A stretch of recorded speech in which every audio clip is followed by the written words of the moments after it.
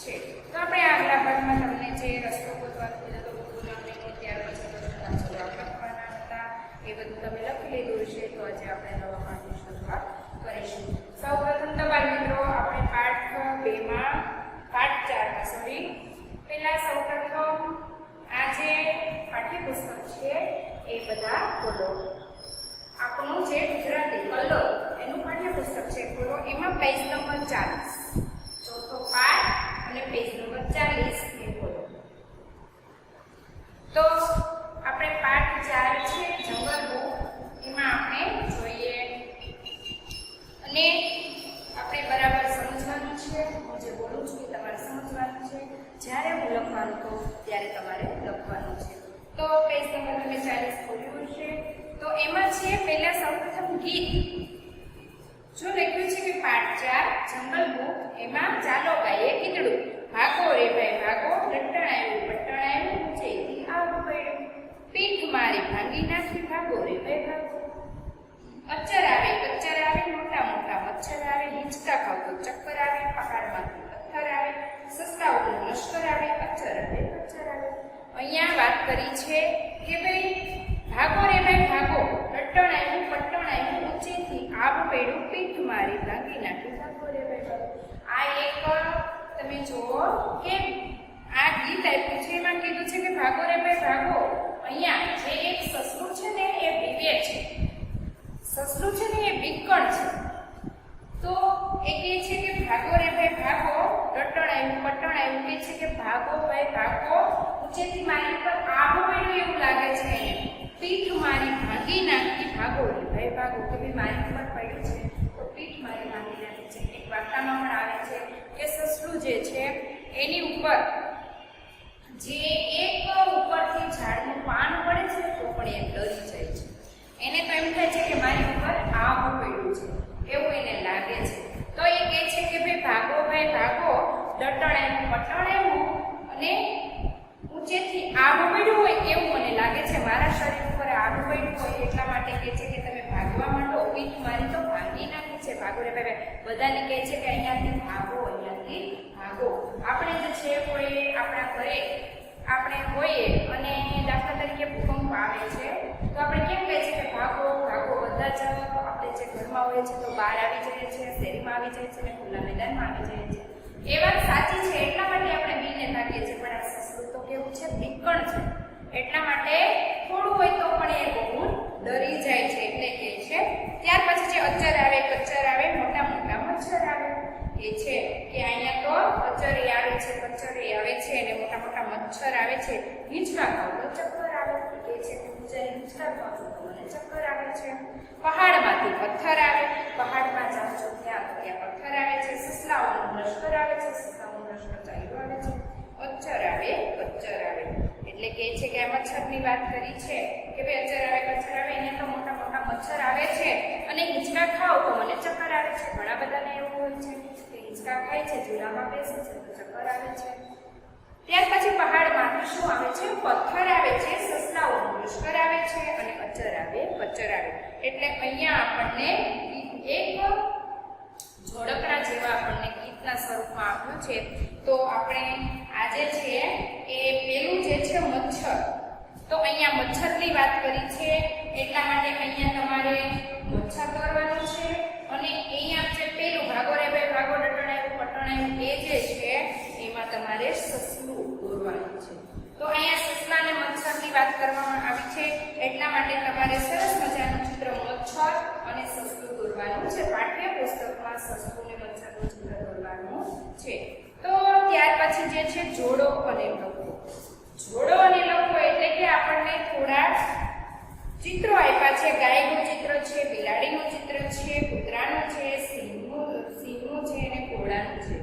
ત્યાર પછીના પેજ ઉપર ગધેડાનું છે, બકરીનું છે, ચિત્તાનું છે, મગરનું છે અને વાંદરાનું છે. આ ચિત્રો આપ્યા છે. તો આ ચિત્રમાં શું છે કે ભાઈ આ ચિત્ર જે છે એમાં તમને બધા પ્રાણીઓની પૂંછડી બતાવી છે કે ભાઈ આને આની પૂંછડીને જોડો.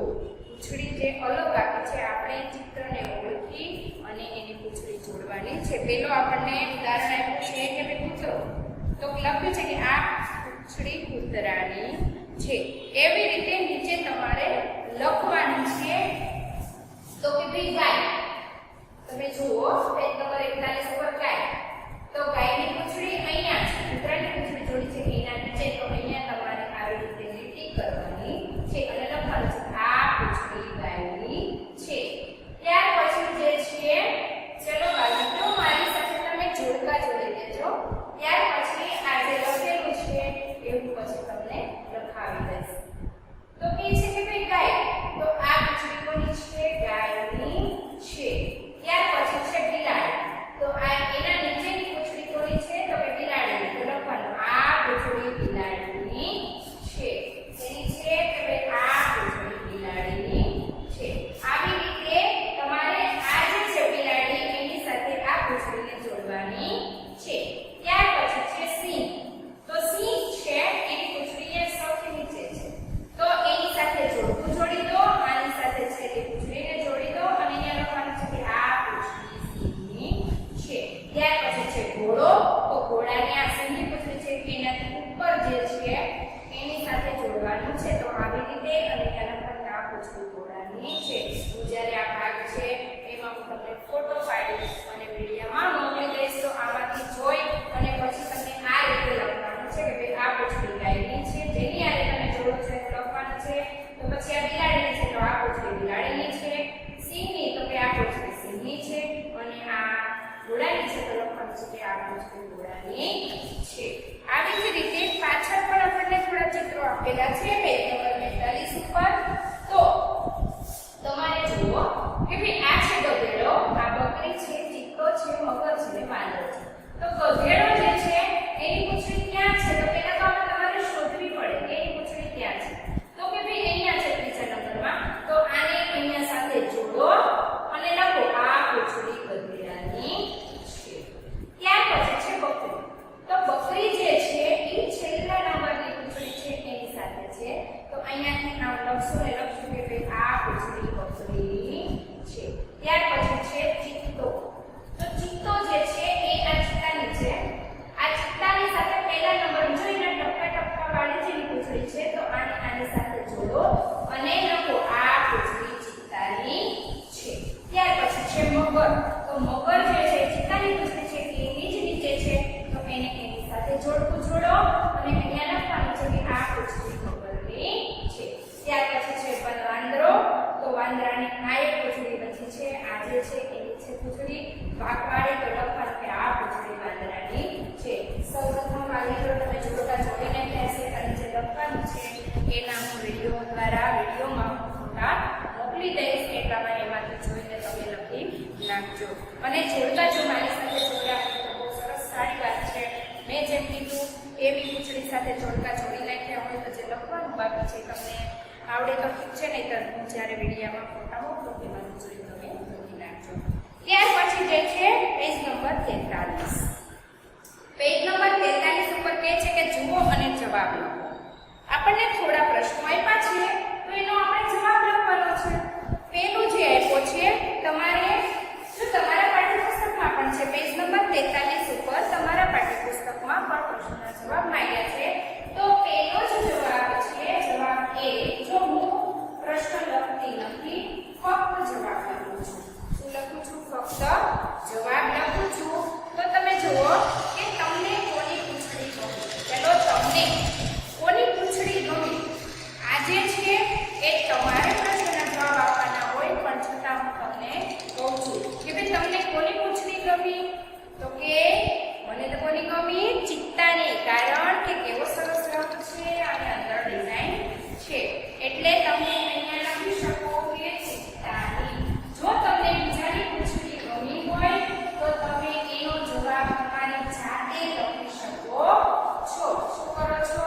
એનો જવાબ તમે તમારી જાતે લખી શકો છો. તમને મગરની પૂંછડી ગમી હોય, બકરી જે છે આપણે એની પૂંછડી ગમી હોય, તમને સિંહની પૂંછડી ગમી હોય, આ જે ચિત્ર આપ્યા છે બે પેજ ઉપર એમાંથી તમને જેની પૂંછડી ગમી હોય એની અહીંયા તમારે લખવાની છે.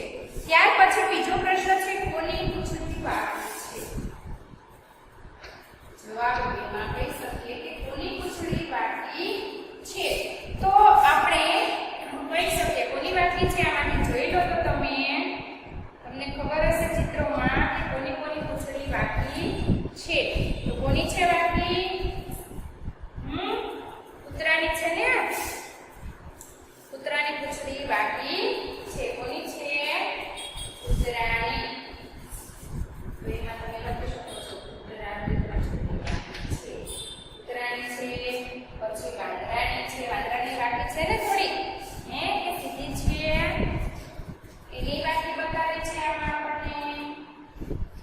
ત્યાર પછી સિંહની જે પૂંછડી છે એમાંય વાકી બતાવે છે, પણ કૂતરાની પૂંછડી તો કેવી રહે છે? વાકી જ રહે છે. તો આપણે એક લખીશું કૂતરાની પૂંછડી વાકી છે.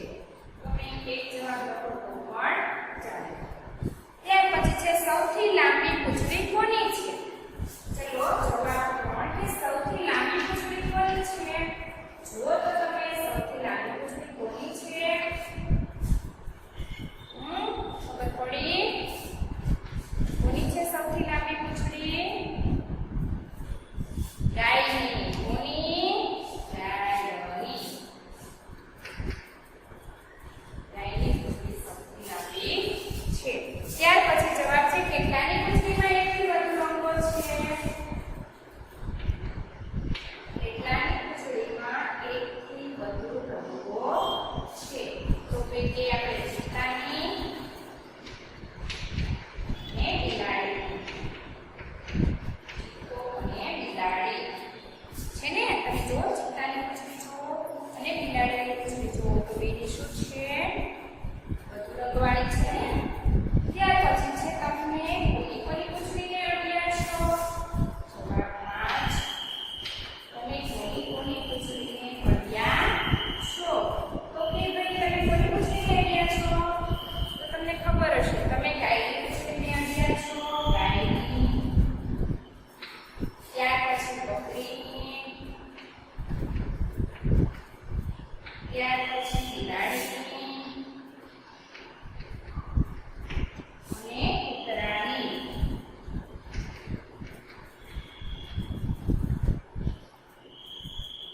તમે મારા મિત્રો આમાં મેં લખ્યું છે તો તમે જેની પૂંછડીને અડ્યા હોય એ લખજો. એવું કમ્પલસરી નથી કે તમારે પણ આ 4 જ જવાબ લખવાના.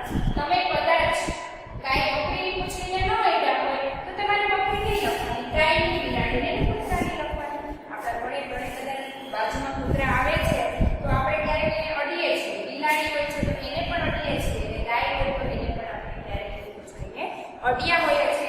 જો તમે બકરીની પૂંછડીને ન અડ્યા હોય તો તમારે બકરીની પૂંછડીને લખવાનું નથી. પણ આ જે 4 ગાયો છે એની પૂંછડીને તમે અડ્યા હો, કારણ કે આ બધા કેવા છે? પાલતુ પ્રાણીઓમાં આવે છે કે આપણે એને અડી શકીએ. આપણે ચિત્તાની પૂંછડીને કોઈ અડવા જઈએ ન જઈએ. એટલા માટે મગરની પૂંછડીને કોઈ અડવા જઈએ ન જઈએ. એટલા માટે આ જે પાલતુ પ્રાણી છે એને આપણે અડીએ છીએ. એટલા માટે કહું છું કે ભાઈ આ પૂંછડીમાંથી તમે એને અડ્યા હશો. તો બાળ મિત્રો આપણે જે છે 4 પાઠ એમાં આપણે આ ગીત જોયું, આ જે બધાની પૂંછડીઓ જોડવાની હતી એ જોયું, અને આ જે થોડા જવાબ લખ્યા છે. તો સૌપ્રથમ તમારે આ જે છે એ બરાબર પાઠ્યપુસ્તકમાં લખવાનું છે.